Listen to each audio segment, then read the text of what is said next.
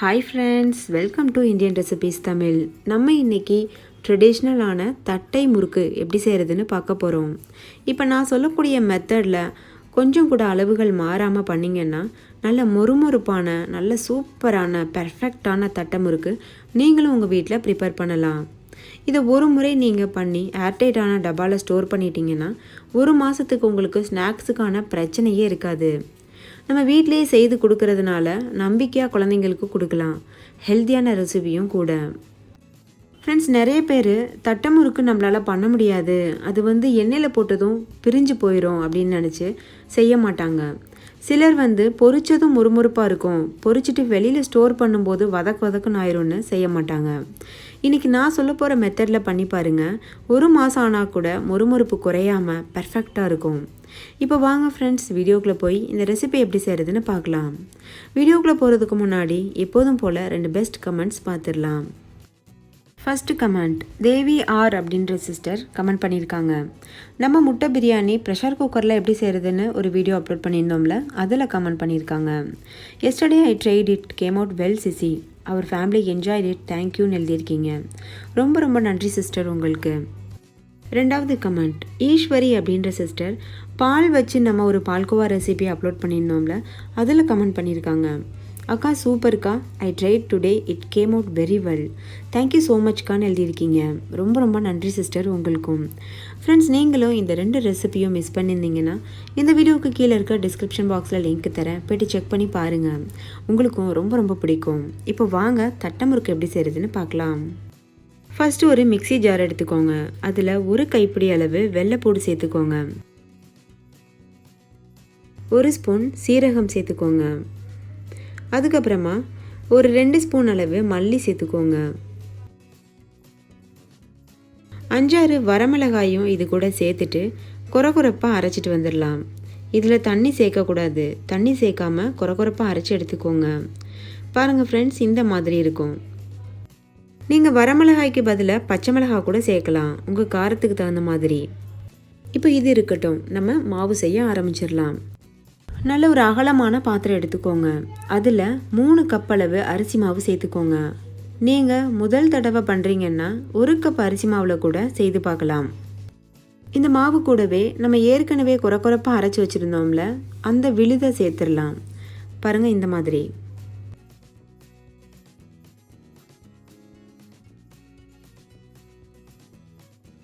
இது கூட 1/4 ஸ்பூன் மஞ்சள் தூள் சேர்த்துக்கோங்க. அதுக்கப்புறமா உங்களுடைய காரத்துக்கு ஏற்ப மிளகாய் தூள் சேர்த்துக்கோங்க. நான் 1 ஸ்பூன் அளவு மிளகாய் தூள் சேர்த்துருக்கேன். தேவையான அளவு உப்பு சேர்த்துக்கோங்க. 2 டேபிள் ஸ்பூன் அளவு நெய் சேர்த்துக்கோங்க. நீங்கள் நெய்க்கு பதிலாக பட்டர் கூட சேர்க்கலாம். நெய் இல்லைனா பட்டர் சேர்க்கறதுனால நல்ல கிறிஸ்பியாக வரும் நம்மளுடைய தட்டை முறுக்கு. ஸோ கண்டிப்பாக இந்த ஸ்டெப் நீங்கள் மிஸ் பண்ணிடக்கூடாது. இப்போ இது எல்லாத்தையும் சேர்த்து ஒரு தடவை நல்லா கலந்துக்கோங்க. நம்ம சேர்த்துருக்க நெய், உப்பு, மிளகாத்தூள் எல்லாமே மாவினுடைய எல்லா பகுதியிலையும் படுறதளவுக்கு நல்லா மிக்ஸ் பண்ணிக்கிறணும். இப்போ பாருங்கள், இது நல்லா பிசைஞ்சாச்சு. இது கூடவே நம்ம ஊற வச்சு வச்சுருக்க கடலைப்பருப்பு சேர்த்துக்கிறலாம். நான் 2 ஸ்பூன் அளவு கடலைப்பருப்பு எடுத்து தண்ணியில் நல்லா வாஷ் பண்ணிவிட்டு ஒரு 3 மணி நேரம் ஊற வச்சு வச்சுருக்கேன். அதை இப்போ சேர்த்துருக்கேன்.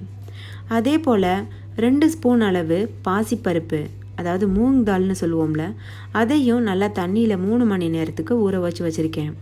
தண்ணியை இருத்துட்டு 2 பருப்பையும் சேர்த்துக்கிறணும். சேர்த்துட்டு இதை நல்லா பிசைஞ்சுக்கோங்க. நீங்கள் இந்த 2 பருப்பையும் மிக்சி ஜாரில் போட்டு கொரகொரப்பாக அரைச்சிட்டு கூட, அதாவது 1-2 அரைச்சிட்டு கூட நீங்கள் இது கூட சேர்த்துக்கிறலாம், இல்லை அப்படியே சேர்த்தும் பண்ணலாம். ஒரு கொத்து கருவேப்பிலை சேர்த்துக்கோங்க. உங்களுக்கு விருப்பம் இருந்தால் இது கூட 1 ஸ்பூன் பொட்டுக்கடலை கூட சேர்த்துக்கிறலாம். நான் இன்றைக்கி சேர்க்காமல் செய்கிறேன். இப்போ இதை நல்லா ஒரு தடவை பிசைஞ்சு விட்டுக்கோங்க. நல்லா பிசைஞ்சதுக்கப்புறமா கையில் இது போல் பிடிச்சிங்கன்னா ஒரு ஷேப்க்கு ஃபார்ம் ஆகணும். இது கரெக்டான பக்குவத்தில் இருக்குது. இந்த டைமில் நம்ம தண்ணி சேர்த்து பிசைய ஆரம்பிச்சிடணும்.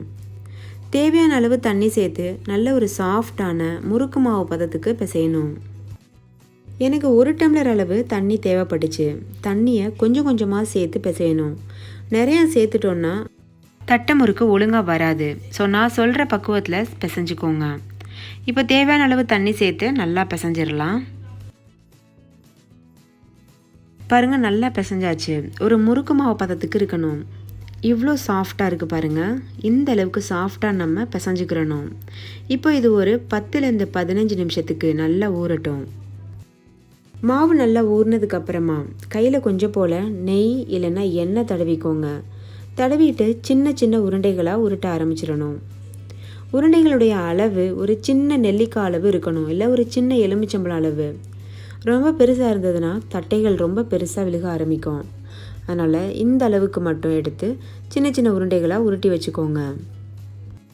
ஃப்ரெண்ட்ஸ், நான் இன்றைக்கி 2 மெத்தடில் உங்களுக்கு தட்டை முறுக்கு செய்கிறது சொல்லி கொடுத்துருக்கேன். ஒரு மெத்தடு வந்து பார்த்திங்கன்னா பூரி கட்டை வச்சுருக்கவங்களுக்கு, இன்னொரு மெத்தட் பூரி மிஷின் இல்லாதவங்களுக்கு. இப்போ ஃபஸ்ட்டு வந்து பூரி மிஷின் வச்சுருக்கவங்களுக்கு சொல்லிடலாம். இந்த மாதிரி பூரி மிஷின் நம்ம எல்லார் வீட்லேயும் இருக்கும்ல, இதில் ஒரு சின்ன பாலித்தீன் பேப்பர் வச்சுருங்க. கண்டிப்பாக பாலித்தீன் பேப்பர் விரிக்கணும். அப்படி விரிக்கலைன்னா நம்மளுக்கு தட்டைகள் ஒன்றோடு ஒன்று ஒட்டிகிட்டு வரும். இந்த பேப்பரில் கொஞ்சமாக எண்ணெய் தடவிக்கோங்க. மேல் பாகத்தில் தடவக்கூடாது, கீழே மட்டும் தடவிட்டு நம்ம செய்து வச்சுருக்க உருண்டையை இது மேலே வச்சுருங்க. வச்சுட்டு பூரி அமுக்கிற மாதிரி தான் இது போல் க்ளோஸ் பண்ணிவிட்டு எப்படி நம்ம பூரி அமுக்குவோமோ அதே போல் அமுக்கிக்கோங்க. பாருங்கள், இது போல் நல்லா அழுத்தி விடுங்க. நல்லா அழுத்தினதுக்கப்புறமா ஓப்பன் பண்ணிடுங்க. பாருங்கள், எவ்வளோ சூப்பராக ரெடியாக இருக்குது. இதை நம்ம இப்போ வெளியில் எடுத்துடணும். இதை நம்ம இப்போ பொரிச்சு எடுக்கிறதுக்கு கரெக்டாக இருக்குது. வாவ், எவ்வளோ பெர்ஃபெக்டாக வந்திருக்கு பாருங்கள். நல்லா நைஸாக சூப்பராக இருக்குது. இப்போ பூரி மிஷின் இல்லாதவங்களுக்கு எப்படி செய்கிறதுன்னு பார்க்கலாம்.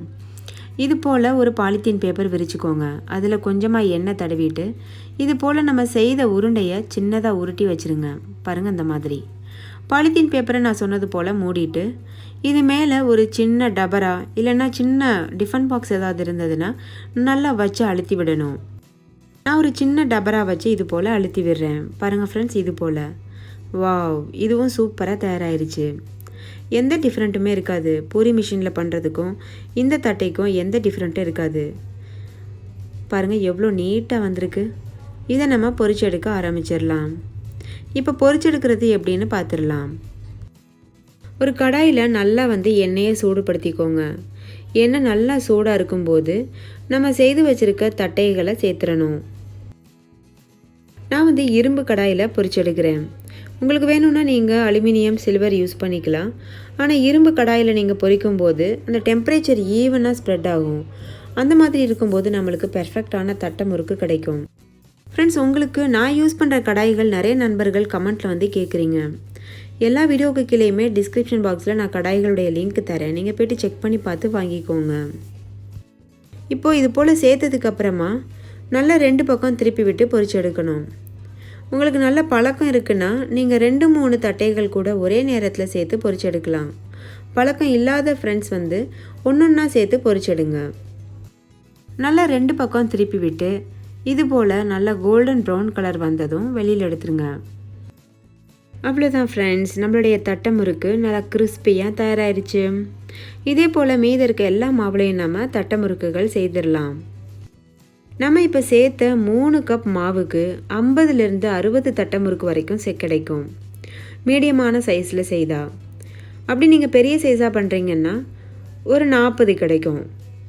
ஃப்ரெண்ட்ஸ், இப்போ பாருங்கள் எவ்வளோ சூப்பராக நம்ம வந்து தட்டை முறுக்கை தயார் பண்ணியிருக்கோம். இது எவ்வளோ கிறிஸ்பியாக இருக்குன்னு உங்களுக்கு வந்து நான் உடச்சி காமிக்கிறேன் பாருங்கள்.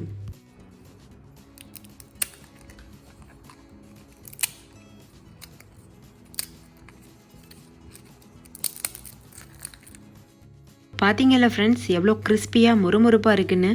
இது நீங்கள் ஏர்டைட் பாக்ஸில் ஸ்டோர் பண்ணி வச்சு சாப்பிடும்போது கடைசி வரைக்கும் நல்லா முறுமுறுப்பாகவே இருக்கும். வதக்குன்னு ஆகவே ஆகாது.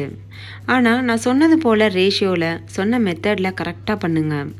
உங்களுக்கும் பெர்ஃபெக்டான தட்டை முறுக்கு கிடைக்கும். ஃப்ரெண்ட்ஸ், கண்டிப்பாக இந்த ரெசிபியை நீங்கள் உங்கள் வீட்டில் ட்ரை பண்ணி பாருங்கள். ட்ரை பண்ணிவிட்டு உங்களுடைய எக்ஸ்பீரியன்ஸை கமெண்ட்டில் என் கூட ஷேர் பண்ண மறந்துடாதீங்க.